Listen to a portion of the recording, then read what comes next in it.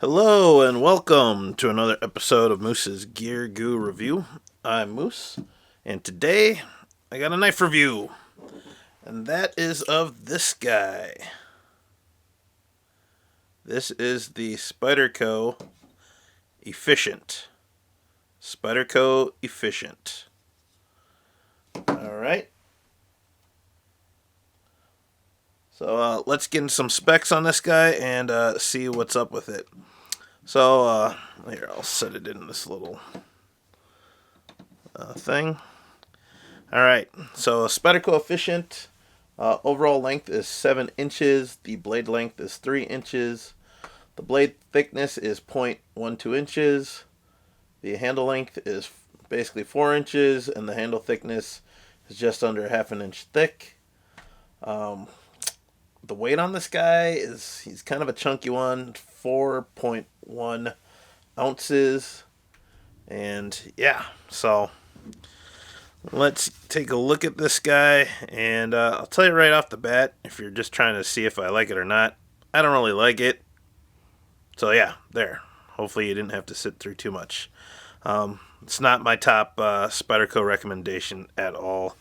In fact, it might actually, I don't know. We'll talk about it in a sec.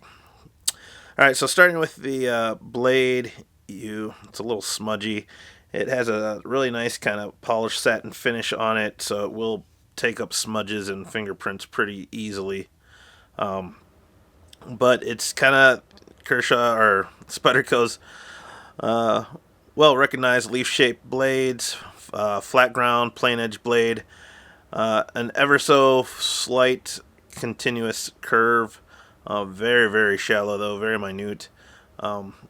Pretty much no belly because of that. There is no sharpening choil, but there is a finger choil in the tang of the blade there, and it is jimped. On the flats, you have the Spyderco HCR13 MOV. Then on the back side, you have Made in China. It is a Chinese import. But yeah, you have the nice Spyderco hole for Spider Flick. I will say though, it's a little bit blocked by the handle as far as left hand opening, but you do have a nice generous cutout in the handle for that Spyderco hole or spider hole. Back to the blade. On the spine, there is some jimping. That feels substantial enough, nothing too sharp, but it's there to definitely give you some traction. And that's when you're in the forward finger choil, your thumb actually pretty much lines up right on top of that. And then when you're back in that other choil, you kind of have to reach a little bit, or at least I do, but it's still usable.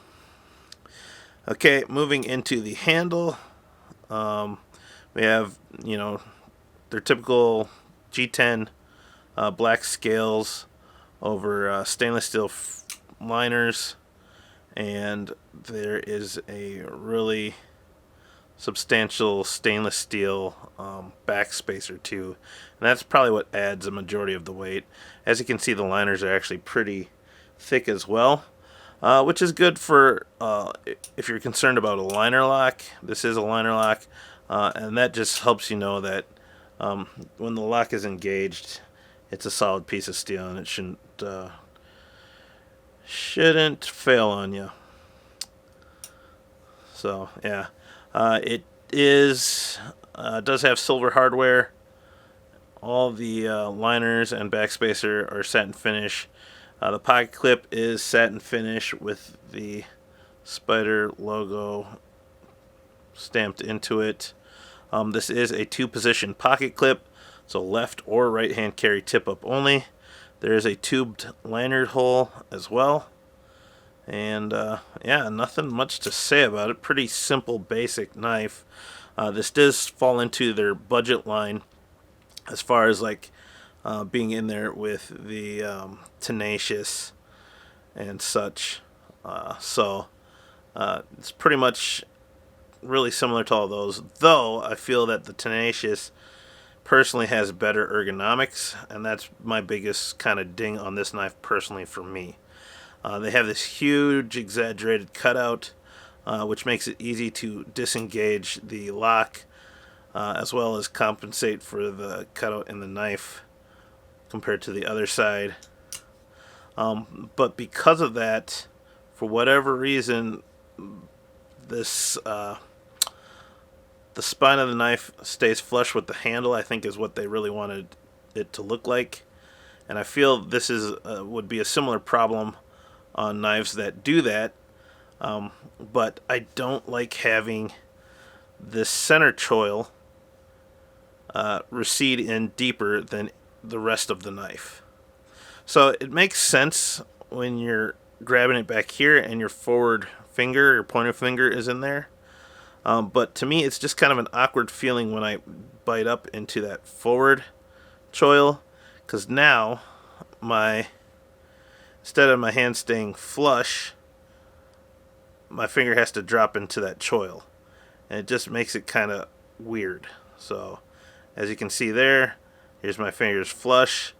I set it down, first choil, second choil, and then the rest of the handle, and it just, to me, it doesn't make sense that my middle finger should be receding in more, and for me, it just doesn't feel terribly bad, but it feels awkward, and I don't like that. I want, a knife with a basic handle. This has a little bit, but it's still fairly shallow. This one drops in quite a bit. So anyone with these forward finger choils need to, actually here, we'll do this big guy.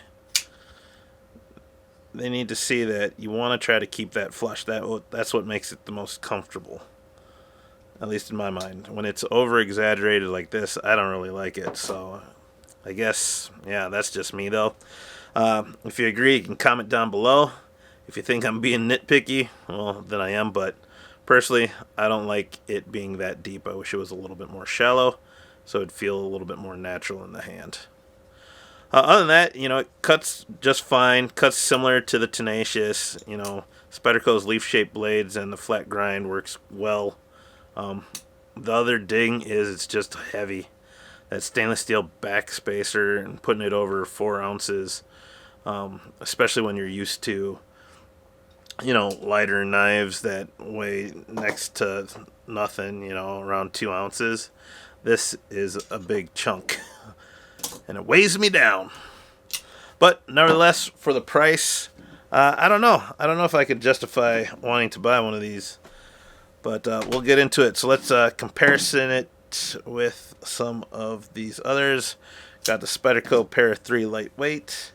We have the Kershaw Skyline. We have the Benchmade mini grip, and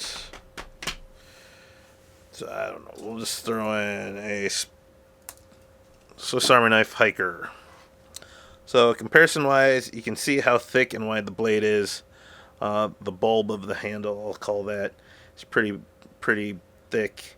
But blade length-wise, it's pretty comparable to all these, 3 inches. I think the Skyline's just a hair over. Now looking at the thickness with the Griptilian, blade stock looks about the same. Handle thickness looks pretty similar. When you do it this way, you can see how wide this knife is. So, weight-wise, though, this one's definitely heavier. Going to the Para 3 lightweight, looks like the Para 3 is just slightly thicker in blade stock. Handle-wise, fairly similar, but I think the Para 3 is slightly thinner. And then weight-wise, there's just no comparison. Like, these things are, this is so light. Going into the Skyline, blade stock thicker on the Efficient, thinner blade, thinner handle on the Skyline. Once again, this is just a chubby boy. Nothing wrong with being chubby, but I'm already chubby enough, so I don't need the extra weight. And then, of course, the Swiss Army knife hiker, much thinner, much more simple knife. Yeah, So, last but not least is our ugly brown glove test. I will say the construction feels solid, but yeah. So, handle scale wise, it's not the most aggressive G10 kind of cloth texture pattern on there, but it is good enough for me to like pinch and get a grip. The pocket clip's slick, so if I just hold on to the G10, it works alright. Pocket clip, nothing impressive, and honestly, I guess I should have talked about this earlier. You're leaving about almost a full inch, 3/4 of an inch sticking out of your pocket. I don't know, I feel like they could even just bring this up just like 1/8 of an inch or 1/16 of an inch. Just to bring it a little bit closer to the screws, but it is what it is. It does function, but it's nothing pretty. And honestly, it's kind of outdated in my opinion, but whatever. Grip-wise, the jimping up top actually feels really good in the cloth gloves. And same with the choil. Once I'm in there, I'm definitely holding on to most of the knife with this. If I'm back here, that big bulb of the handle actually does feel pretty good in the hand, but it's mostly just a 3-finger grip at that point. So going all in, I feel the grip, but I really don't feel any control or grip with this middle finger. I'm telling you, it's just too far in, and it just doesn't feel right to me. So once again, that's my biggest ding. Let's see. Finding that liner lock is a piece of cake with this huge cutout and having it exposed. I don't know, with the polished backspacer, the pocket clip, and the liners, it's actually kind of slick. Like it's kind of tricky for me to hold on to it when I'm opening it, but I am able to. But even there, trying to close it just kind of slides. So I wish this wasn't so smooth on the back. So does it pass? Yes. What do I give it? We'll say a C plus. Actually, a B minus. We'll say B minus. So there you have it, guys. This is the Spyderco Efficient. Not my favorite at all. Though, do I recommend it? If you can find it for around $30, I'd maybe pay $30 personally for me. But right now, at the time of this video, it's going for like $45, $50, depending on the variation. There are a number of different handle scales. They do have blacked out blades and some serrations, so there are some other options. But if I would recommend anything else, I'd say go with the Tenacious or Bird Caracara, or if you're gonna be around $50, don't go for something so big. I'd go for Spyderco Cat, get better blade steel and similar materials, but just better in my opinion. Or even jump it up and get a pair of 3 lightweight. So, alright guys, so there you have it. That's my review of the Spyderco Efficient. Like, comment, and subscribe. Check out the other videos. Click that eye in the upper right hand corner if I have it there. And yeah, thanks. Check out whatever. See you outside.